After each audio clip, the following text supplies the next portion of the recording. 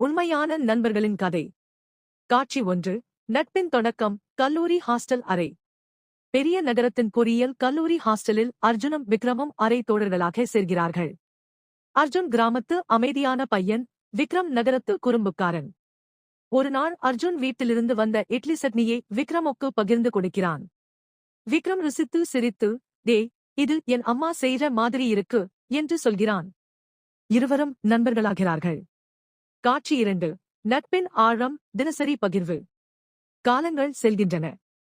இருவரும் எல்லாவற்றையும் பகிர்ந்து கொள்கிறார்கள். உணவு, நோட்ஸ், கிரிக்கெட் பேட், இரவு நேர ரகசியங்கள். நாம 2 பேரும் ஒரே உயிர்டா என்று சிரித்துக்கொண்டு கேம்பஸில் நடக்கிறார்கள். 4ஆம் ஆண்டு நட்பு இன்னும் வலுவாகிறது. காட்சி 3. விபத்து. மழை நிறைந்த இரவு. ஒரு கனமழை இரவு. அர்ஜுன் லைப்ரரியிலிருந்து திரும்பும் போது லாரி மோதி விபத்து. சாலையில் இரத்த வெள்ளத்தில் கிடக்கிறான். அவசர ஊர்தி வந்து மருத்துவமனைக்கு கொண்டு செல்கிறது. காட்சி 4. ஆபத்து மற்றும் இரத்த தானம். மருத்துவமனை. மருத்துவர்கள், இரத்த வகை அரிது, உடனே வேண்டும். விக்ரம் போன் அழைப்பு வந்ததும் மழையில் ஓடி வருகிறான். என் இரத்த வகை அதே டாக்டர். எடுத்துக்கோங்க என்று சொல்லி இரத்தம் கொடுக்கிறான். அவனுக்கு நான் தானே உறவு என்று கண்ணீருடன் சொல்கிறான்.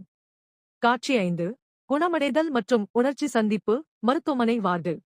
அர்ஜுன் ஆபத்து கடந்து குணமடைகிறான். விக்ரம் இரவு பகலாக கவனிக்கிறான்.